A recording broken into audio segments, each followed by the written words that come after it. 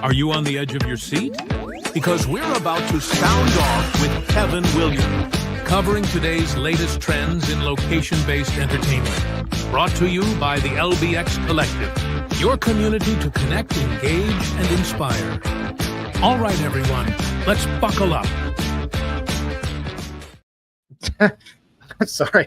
Welcome, everybody, to Sound Off with Kevin Williams, number 84. I just had a massive drink malfunction over here. I was trying to get a big chunk of ice just landed into my mug and it overflowed everything. I will deal with that in a minute.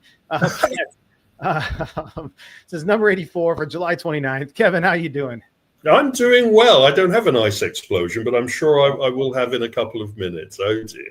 Yeah. Oh, yeah. No, I have no paper towel around at all or anything to do here. But anyway, all that being said, Kevin, what are you going to do to change my mind today? Well, for all of you that have been following the Open and Shut, you've kind of seen a trend that I've been touching upon, which is we're seeing a lot of sportstainment. And, there is an argument going forwards at the moment that there is a need in the market for a batting cage 2.0 come to Jesus moment. We're seeing a lot of venues opening this kind of concept. We're seeing developers looking at opening their own unique chains. And really, is there a need for it? Is there a hunger for it? Or is there a danger that, you could pick the wrong side of the sportstainment model to go for? Yeah. I mean, I think if it's implemented well, it has about as much chance of succeeding as a golf sim facility, maybe another social entertainment facility as a single attraction model.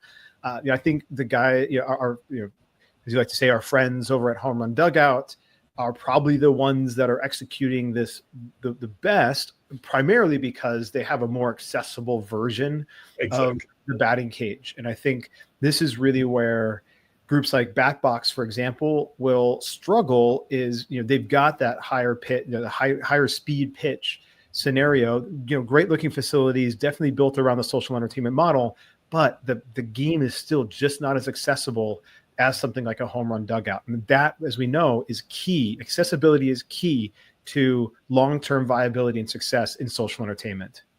What I would call gamification also embraces the accessibility, the ability to allow all types of audience, male, female, young, old, to actually get experience and gain out of this. The same way that our friends at Flight Club have created a darts experience where you don't have to be the world's best darts player. I would argue that baseball systems, as well as cricket systems, if they go for the full-on batting cage experience using training simulation software that some of these products are based on, they're going to find that they're not as appealing from a social entertainment point of view than from a sports point of view. And sportstainment may give the wrong mental picture of what the experience is offering. Yep. Anyway, time for a word from our sponsors, and you need to get a cloth. Yeah, I've tried to sweep it off as much as possible with my hands. It's now on the floor, whatever. It's just iced tea, so at least it's not going to stay. Okay. So it's all right. All right, well, coming up after the quick break, we'll dig into some economic trends. Intercard is the only cashless system designed, developed, and manufactured all under one roof. They introduced cashless technology to the amusement industry and have been leading the way for over 30 years. Cashless systems from Intercard increase customer spending, guest satisfaction, and boost revenues by up to 30%. Intercard is so proud to be serving the amusement industry, and if you aren't already part of their global family of customers, they hope you will become one soon. Well, thank you, Intercard, and straight into the technology and the trendings and the business and the economy. And the economy is playing a part in a lot of people's considerations. We've just seen a number of media services reporting about the US economy feeling the beginning birthing pains of the tariff impact. I think this is really the build-up to the holiday period, the vacation period, and then We have the various national holidays. I really do feel that Halloween is going to be a very strong litmus paper of how well the shelves are stocked, but also how much people are paying extra for their foods and their services. And that has an impact across all aspects of the service and entertainment industry. And we're seeing really that the fast food industry has come across, well, the food industry in general, but especially the fast food industry, where they are actually eating a lot of the price hikes, so they don't put their prices up now, but they are looking at a point near the end of the year, maybe in the fourth quarter period, where they will then make the audience feel the full impact of this. And at that point, I think we will be seeing some very interesting political positioning based upon the price hiking that will take place. Yeah, one of the things that concerns me about not just obviously this is that we keep hearing that these companies, whether it's in QSR, quick serve, restaurants, or whether it's in retail or even entertainment, we're hearing that they're really trying to hold back on the price hikes, really trying to eat some of that margin themselves. We're hearing that from Walmart and Target, and trying to do some of the stuff for consumers or to keep them buying. The problem is they can only do that for so long, while either they still have inventory, while they still have some buying power or whatever available to them. And I'm really concerned that we're going to see coming into Q4, potentially even coming into Q1, point where not just one of these things goes up, but that all of them go up, and the consumer is hit with increased prices for their fast food, increased prices for their entertainment, increased prices for their consumables and other things that they're buying in retail.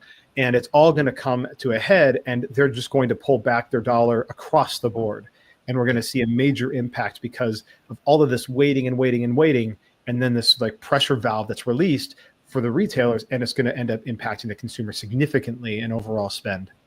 What the market would call the elasticity of the economic situation that we're going for, I think we will feel that rubber band twang in the next few months.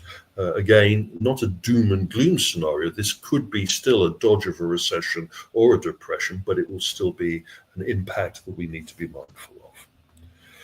Going from the economy to the business, and some clarification. We were talking about the Akihabara close down, the removal of Genda and the Geico facility there, and it's being handed over to a new entertainment operation. Well, our sources in Japan have confirmed that the very distinctive red hoarding that covered the Akihabara facility will be removed, that they will be going for a limited structuring of the inside of the facility, but in the next few months it will be handed over after the August closure to another location-based entertainment chain in Japan.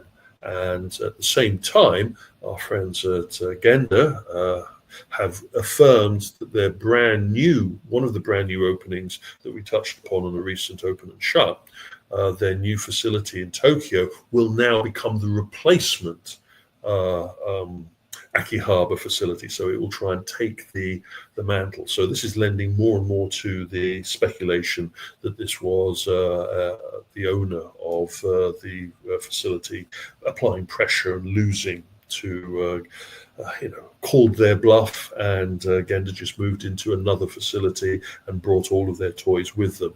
And I wouldn't be surprised that this new multi-stage facility that they've just opened suddenly gains a brand new red frontage. Oh, that would be the coup de grace for sure.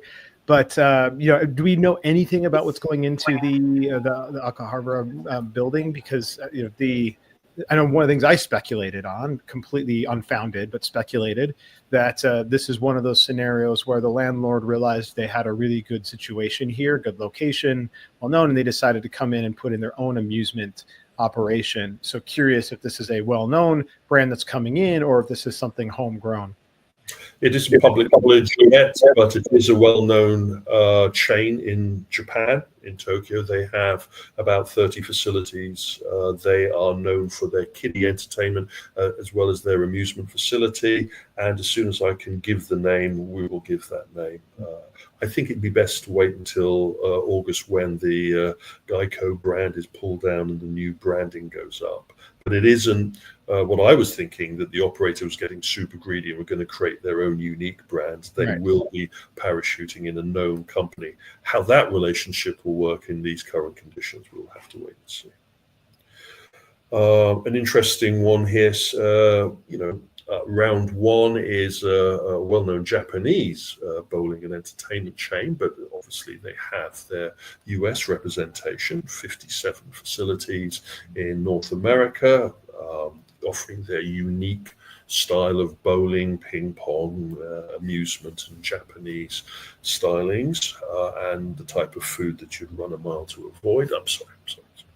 The issue is now that they have been dabbling. They've had very strong success in Japan with site-on-site sale increases, and they have doubled down, and they have made it clear now to the markets that from their 57 facilities, they're expecting in the next 4 years to open or have an operation that will have 200 facilities. That is really digging their flag into the ground and saying that they're going to go up. This will be much more than their biggest competitor, which would be Dave & Buster's at the moment, with currently 170 plus facilities. 4 years is going to be an ongoing battle between the brands. And again, though it's interesting to see these operations, making these forceful declarations, as we were talking last sound off, about some of the operations that have done that, it's still very concerning whether they're going to actually achieve these, or if we're going to hit a saturation so hard that we'll go through the buffers. Yeah, I mean, look, 200 round one facilities. The US is a big market. There are lots of very large cities, but to fit 200 round one facilities mixed in with everything else that already exists here, all of the other brands, not just a D&B or a Main Event, but any of the other brands that have a bowling anchored and amusement anchored attraction mix, to do 200 and to do them well, to make sure that they're profitable, you have to open up one per week practically for the next 4 years in order to meet those numbers. That seems to be almost fantastical, and like somebody has not quite done the math to figure out you have to open up one of these per week. I mean, from leasing negotiations to obviously getting the equipment here, doing the build outs. I mean, that's a significant lift for any brand, especially one that is not headquartered here in the US. I am concerned that an executive C-suite may have gone for a strident statement rather than a measured business announcement. Again, I'm prepared to give them the latitude because of the success that our friends round one have achieved in their home territory. And we also have to wait and see what the round one food experience is going to be like when they open that. But at this moment in time, I am getting that funny location-based entertainment feeling from the 1990s, where we're seeing a lot of hype, but we need to see a lot of revenue.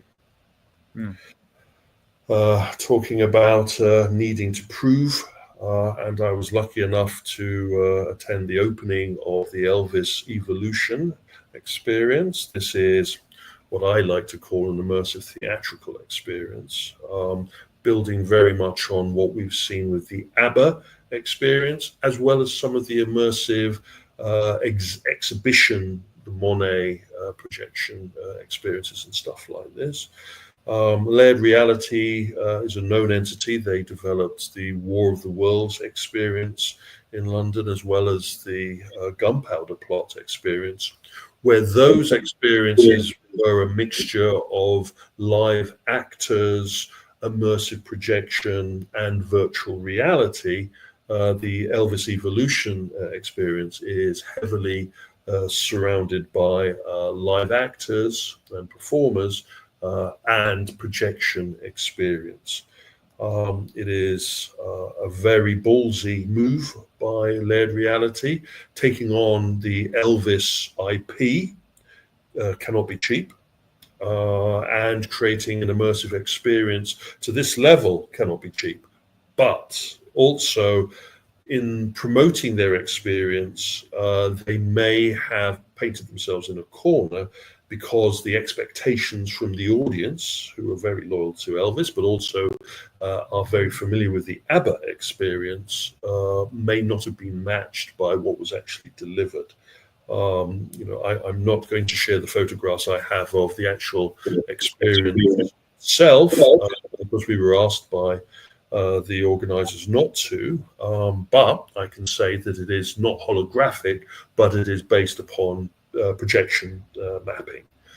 We've seen this before with a number of experiences, and in particular, the Elvis experience didn't have a holographic Elvis. It just incorporated the live performers within a recreation of Elvis's famous 1970 performance at Palms.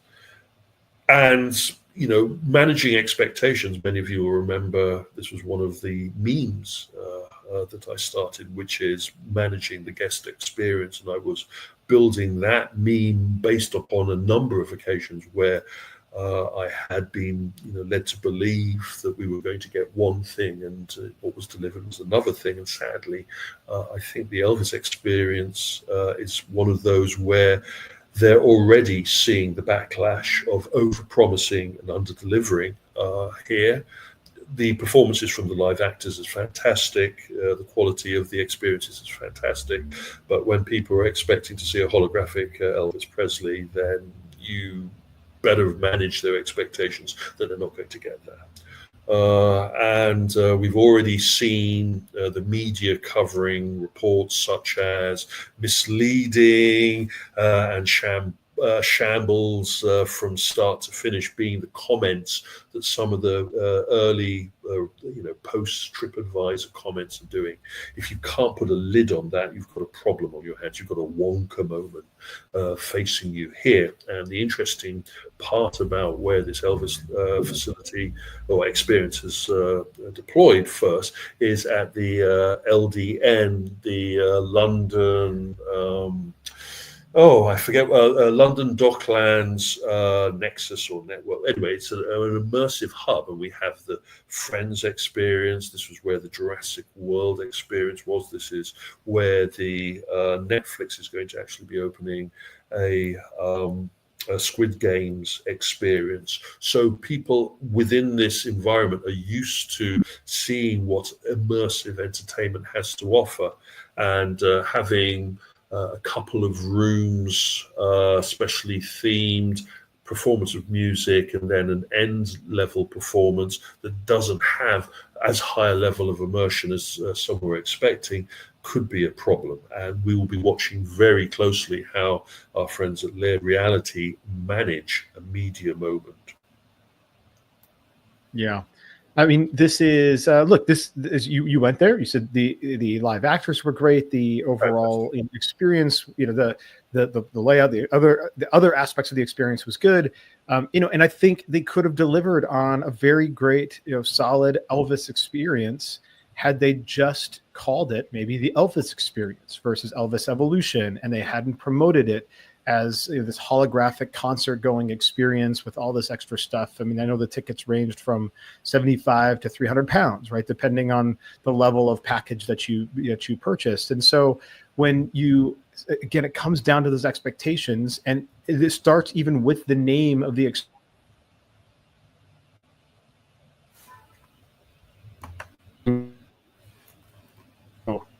I disappeared there for a second. All right, Elvis AI, and or trying to bring in AI into making more of like an evolved Elvis that is a lot more like the ABBA scenario, the ABBA experience. And they just used some light AI touch-ups to the video-based experience, and that was really it. And so I think that is where they really have significant problems. It wasn't an evolution of Elvis. It was just a really solid Elvis experience, and that's the way they should have just marketed it. How they're going to put the genie back in the bottle is going to be very interesting. How they're going to manage those expectations, how they're going to address this, especially as we're at the beginning of the process, is going to be something that we will watch very closely. We definitely want to avoid a Mr. Beast moment, and we definitely want to avoid a Willy Wonka experience. But again, speaking personally, I think that they have generated a fantastic live experience with an immersive element, though they may have overpromised. And talking about overpromising and having to manage a situation, we also now come to the Mattel situation with their Uno Social Club. They have been dealing with bad media, where they have overpromised and underdelivered. We had commented at the previous sound off, as well as the open and shut, that their marketing was confusing to say the least, and that they hadn't actually described clearly what was happening. And when you leave vagaries to the media, especially social media, then people will fill the gaps up themselves. And the people thought that this was going to be Uno table game gambling next door to your craps and your poker and all of that. And now Mattel has had to do damage limitations, telling people, no, you won't be able to gamble playing Uno. This is just a social entertainment component as part of the Palms. And they're still fighting this. Palms now has brought the A team of their marketing to try and clear up the situation. Mattel has brought their A team to the table to try and clear up the situation. Maybe they could have brought their A team at the beginning rather than halfway through. And with the Los Angeles, New York, and Chicago facilities soon to be opening as pop-ups this year, in the next couple of months from when we're recording this, they really better get their game sorted out, because they're leaving a bad taste and getting a little bit of a black eye from not managing this situation. Yeah. I mean, I've said from the very beginning that I liked the concept of an Uno Social Club, I think, as a potential pop-up to see, test the experience. But marketing and the press releases were not clear at all. And we kept trying to guess, even on this show, but whether or not this was actually on the floor. What they meant by a suite? Did they mean actually in one of their suites? Turns out that's apparently what they actually meant.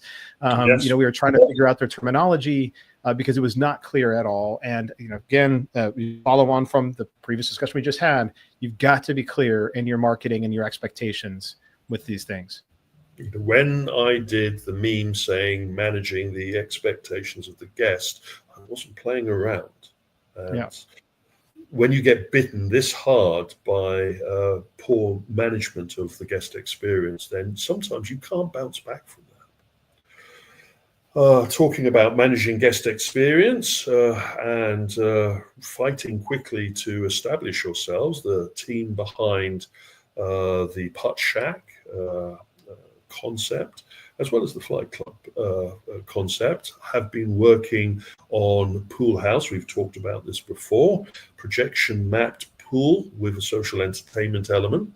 The first facility of this was scheduled to open next year. I've now been informed that they've moved up the opening plans for the first facility. They're going to have about 20 pool tables with this projection mapping system. We have a video now of what that experience looks like. It is pool with assist. We now heard the magic word AI, or the term AI used, saying that some of this experience will be created supported by AI. And we have a soup to nuts process. You go in, you register, you take your table, you order your drinks, you register the players, you play the game. The game is modified depending on the skills, either using augmented or scoring capabilities. All of this had already received $34 million to roll out. The first facility was developed in a very swanky part of London, which will be throwing its doors open in now a matter of months' time rather than next year. And they've just received a seed investment, an additional investment of $1.5 million. Now, it is interesting to see that the original idea of this being a rollout like Putt Shack, where there would be a number of facilities dotted around the country as well as in North America and beyond, has migrated slightly to this investment helping not just with opening their own facilities, but also franchising the facilities and the tech. And I'm wondering now if the very smart individuals behind this concept can see the writing on the wall regarding the social entertainment and entertainment market, and maybe pivoting towards what we've been talking about of trying to get their concept not just in its own single entertainment venues, but also parachuting it in like 501 as an addition to existing facilities. Yeah, I mean, this very much seems like, so I sure hope that's the case, because we've talked about we could almost continue to beat this dead horse about single attraction social entertainment models. Flight Club seems to be doing moderately well. We don't have obviously numbers because they're privately held. Same thing with Putt Shack, same situation.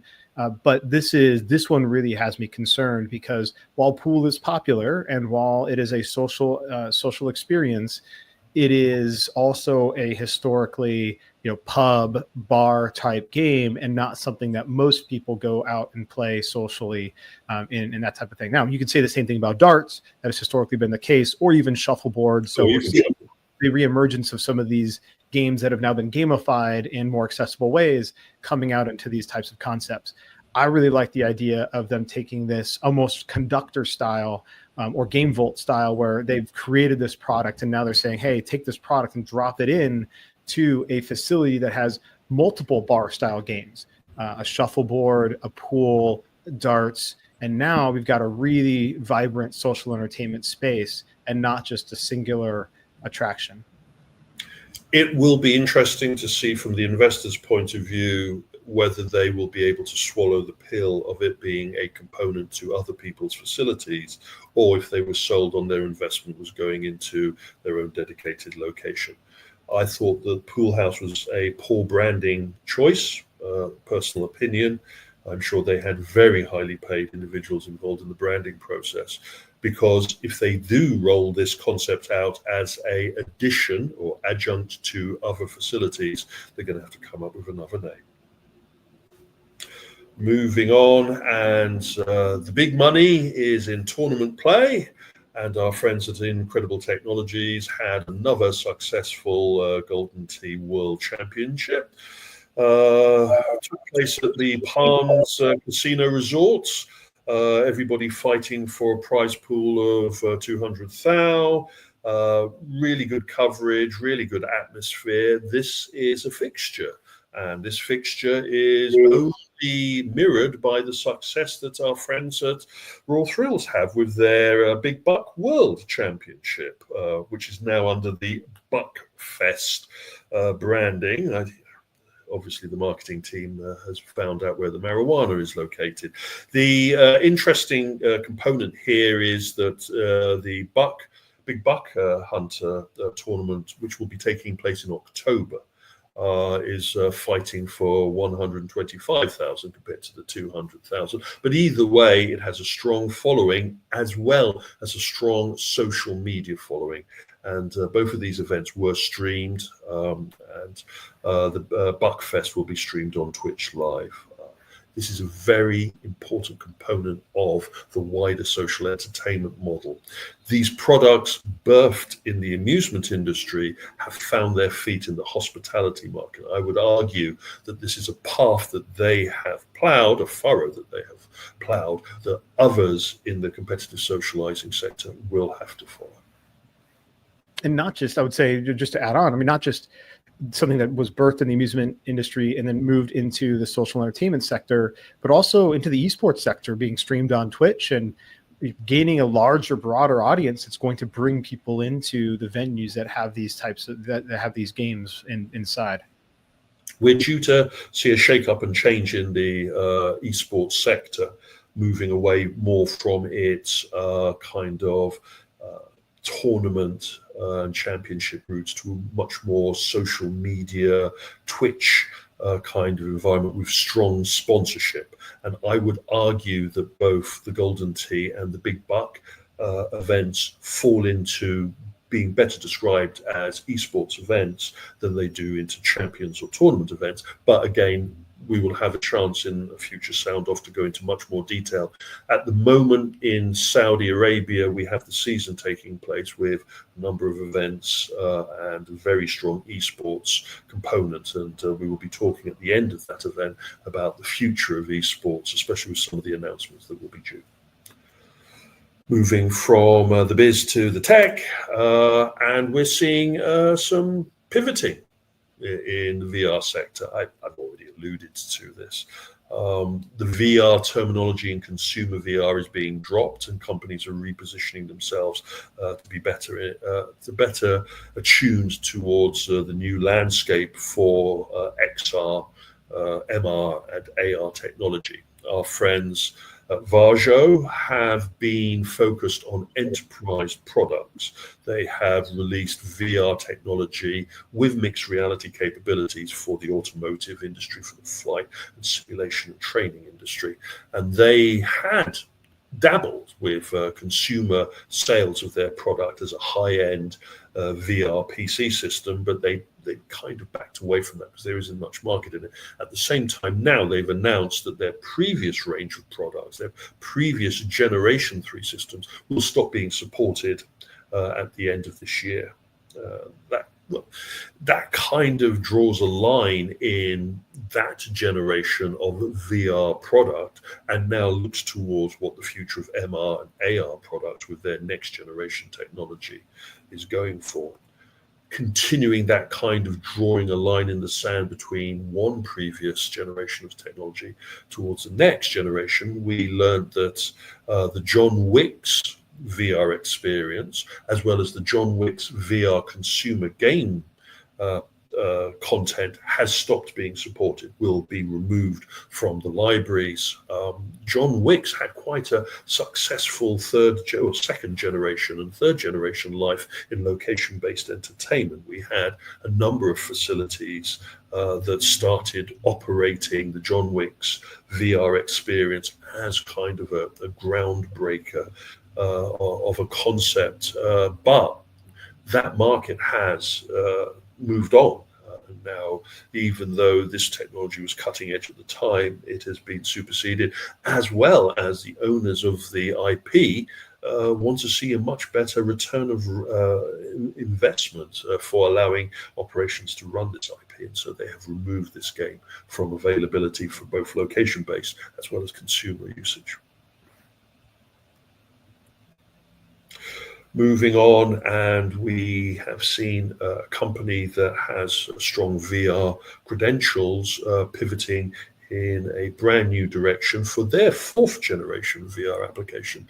Dive VR, a company that I've had the pleasure of doing business with, is known for its VR experience facilities. They opened up in Prague the Golem experience. They've opened up at the Westfield facility their own virtual reality free roaming game experience. They opened a pop-up experience in Japan, and the company now has taken their experience from free roaming as well as putting large numbers of audience through their attractions, and they've come up with their own arena VR system to join the horde of arena VR systems that are out there, but they have doubled down on making this self-service. It struck me when I was using this, and I had the pleasure of using this at an event that we'll talk about in a minute. It is all automated. You use the kiosk to book your game and make the payments, and then you walk to the locker, and the locker automatically opens where your headset and your controllers are. Your game walks you through the experience, and at the end, you put your stuff back into the locker. It closes, it cleans, it seals, it washes, it sweeps. This is a platform that has been created focused minutely on the operator-less approach. Many of you know that I am still very quizzical about operator-less applications, but this one, it tries the most to achieve that operator-less application, even with special security capabilities, that if someone tries to take the headset or drops the headset or treats the system badly, then the owner of the system will know about it and will be able to deal with about it. So again, going back to me saying it's not operator less, it's just operator light touch. Yeah. I mean, I touched on this just briefly at the LBX show just a couple of days ago, because, I think what's really interesting about this is the attendant-free component. It is another free roam arena. We have plenty of them on the market, but they've done something that's a little bit differentiated, at least in being a attendant-free. And I think what is we have seen success in that in the immersive enclosure space. So Valo Arena being one of the most well-known, we've talked about that on this show many times. That is very successfully run without an attendant. And, but again, we have Cubics as well, and we have others that are in the immersive enclosure. Immersive Gamebox probably being the exception because there's stuff to affix to your head. And that's what we have here with this. I do question whether or not it can truly be attendant-free, because you're going to have customers who've never put on a VR headset before, and they're going to struggle with it and want to know, and it's not going to be quite lined up, and somebody's going to have to come and support it, or at least be nearby where they can support as needed. So I think as you said, attendant light is probably the approach that's going to be needed here, but at least they're trying to differentiate their arena from the others on the market. If they're prepared to embrace attendant light, then this is one of the best approaches, though this is an approach that I know other companies can emulate. And we're getting very close to a critical mass in the VR arena, mid-scale arena size business, which again is something that I know that we're going to be addressing around IAMPA time. I had the pleasure to attend Hyper Japan, which was a major event in London promoting all things Japanese, from food, drink to anime. And this was my first chance to see Gashipo being adopted in the wild by its core audience. So where we had the chance to visit the London Genda facility, first of their installations, here was an event dedicated for individuals that get capsule gaming and collectibles of Japanese nature really off. And we were surprised to see two amusement companies there. Well, not surprised, but it was kind of a line in the sand of where the market is pivoting towards. Our friends from Bandai Namco Amusement Europe actually had a presence there promoting their Gashipo platform, both in its self-service operation colors as well as their wide range of collectible Japanese merch. And we had appearance from Genda Europe, who was actually able to have a chat with and get a better understanding of their Western approach for the market here. Everybody got it very well supported, and it was underlined that this will be a major rollout. And we are at a critical point, where Japanese IP products that embrace the Japanese anime and manga are of high net worth from a Western point of view. And there's breaking news as we're recording this that we'll be talking at our next sound off that kind of underlines the importance of having that Japanesey capability. We in the amusement industry and the out-of-home entertainment industry may need to rethink how we embrace our Japanese amusement credentials. Bandai, send the police around to take me away. I don't know if that ambulance is behind me or behind you. It's not an ambulance; it's the police. Okay, all right. Well, then get out of the room and go hide. They'll always catch me. Going on a little bit about that Japanesey, I know Adam's going to be talking about this in much greater detail, but we have here in the UK the testing of a Japanese amusement release that will soon be rolled out in Europe, depending on how well the test goes. But Bandai Namco now working with Capcom on a Resident Evil amusement system in an environmental cabinet kind of underlines where we're going, on top of what I was talking about a few sound-offs ago about Konami coming into this sector. Just talking about the trends in the amusement and the attractions in the out-of-home sector, we're seeing a trend in LED floor systems. We have a number of companies now that have rolled out applications that use the latest digital floor technology, what I would call phygital floor technology, rather than depending on projections, which come with their own limitations on lighting. We're now seeing venue products and entertainment systems going towards an LED floor system. Our friends at Moment Factory with their augmented games floor system, which has been rolled out in Canada, as well as popping up in Lane 7 facilities. I had the pleasure of visiting the Cube, which is a multi-immersive enclosure game show social entertainment venue that uses special cubes for multiplayer and single player activities that also utilize a digital floor system. And of course, we've already reported on our friends at Conductor with their arena system that has been rolled out at a number of venues, including Dave & Buster's, that uses an LED floor component. I think that there is some legs to the LED floor component, not to be, I guess, of the pun unintended, actually. But I think it depends, right? So I'm skeptical of the fully enclosed spaces, primarily because of the experience I've had playing immersive GameBox was very warm. It got very hot inside very quickly. And part of that is the projection mapping for immersive GameBox versus an LED floor, which are cooler than the projection, than the projectors as well. So that's, you don't have to worry as much about that. But, the arena is also mostly fully enclosed for the most part, and so is the Cube. And so I think one of the things I do like about the augmented games is that it is, meant to be more of an open arena versus an enclosed arena.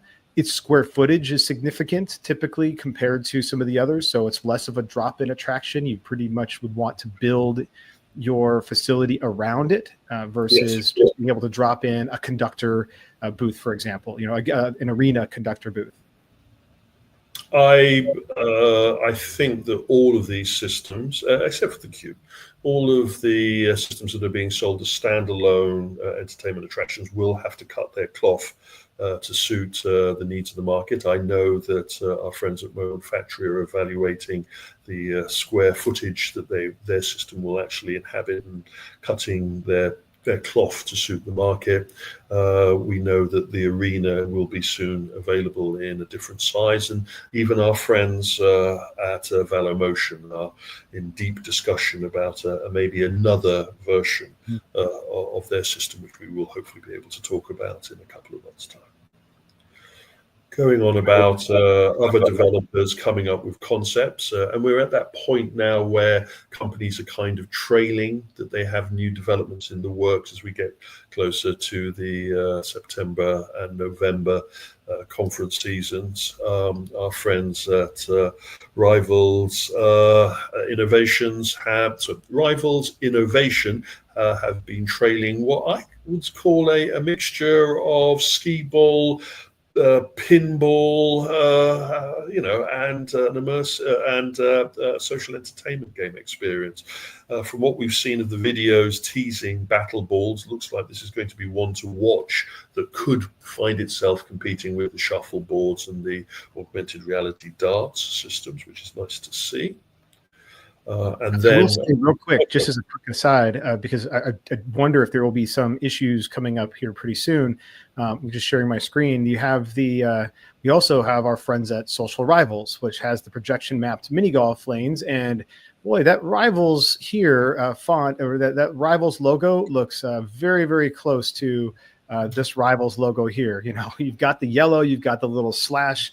It happens to be in the R versus the A, but they are, they're heels, and there's going to be some brand disputes here pretty soon, I think. We need to have a come to Jesus moment with a number of these companies in competitive socializing and social entertainment about branding. These guys are making some schoolboy errors, and they don't want to admit it until it's too late, and then it's red faces and exiting executives all around. Let's hope that some saner heads can sit down and come up with some better branding to match the innovation of their technology. Our friends at FunSpot, with a name that is really difficult compared to all of the number of FunSpot facilities out there. This French-based company is known for their Plyo trampoline interactive entertainment systems. They had a very small system that we reported on a number of times over the years, 2 and 4 player kind of system where you jumped up and down on a mini trampoline pad and your character is represented on screen. They have now margins that or categorized that as their Plyo Mini, and now they've created a major trampoline system that can be configured for multiple trampoline venues, and they've also created a tower system based upon the tower trampoline system, all using screens, all interactive, all gamified active entertainment experiences. And they're hoping now that with this kind of deliverable that they will be much more appealing to facility drop-in. Yeah, this is interesting. The Plyo Tower seems really innovative. Same thing with Court, obviously Plyo Mini, Plyo, whatever. I guess we'll say Plyo. Plyo Mini is very reminiscent of Valo Jump, so it doesn't seem to maybe bring anything other than maybe some gameplay, some different graphics, and some other things that are different than the Valo Jump. But the Plyo Tower is interesting. Would really like to see this in action. The guys over there. I would argue about their gamification and their screens. They go for a very small screen presentation. I know the reasons why, and there is technology that they could think about employing that would open their system up to being more gamified. But again, I'm not here to give them free consultancy. I'm just here to wish them the best for their new repositioning. And finally, ending this particular session, some sad news. The passing at 71 of Hulk Hogan actually touches our industry and myself as well. I had the pleasure of meeting the Hulkster as part of his involvement in the amusement industry, supporting a brand new Hulkamania cut rope or cut string game that was launched last year into the market. He actually made the time to come to IALPA last year to help launch this product. He gave a lot of his time. He was a very magnanimous individual, and I would just like to pass on my condolences to his family and those of his friends that have been touched by his departure from where we go. We're having a weird week. We just lost Ozzy, who also had links to the amusement industry through the Black Sabbath pinball table setups, and now we lose the Hulkster. Well, these things are inevitable, but anyway, I will be raising a glass to all. Indeed. Anyway, thank you all for taking the time to fall asleep during this session. Please make sure that you're subscribed to the Stinger and to the Entertainment Social Arena. We've had some comments from certain individuals that they stopped receiving their emails in May and had to resubscribe. I don't know what the reasons were for that, but just make sure that you're receiving it rather than just depending on the social media feed. Also, don't forget that you can consume this through the video on YouTube, as well as you can consume the Stinger Report and the other newsletters through an audio version. So if you don't want to have to bother reading and you want to have something to walk the dog to, then the audio podcast versions. And also, please support. Give us some likes, give us your comments, play part of this community rather than just being a silent consumer in the background. Anyway, Brandon, have I gone through everything okay? Yeah, absolutely. There's another solid sound off, Kevin, and we'll see you on the next one. Have a good one.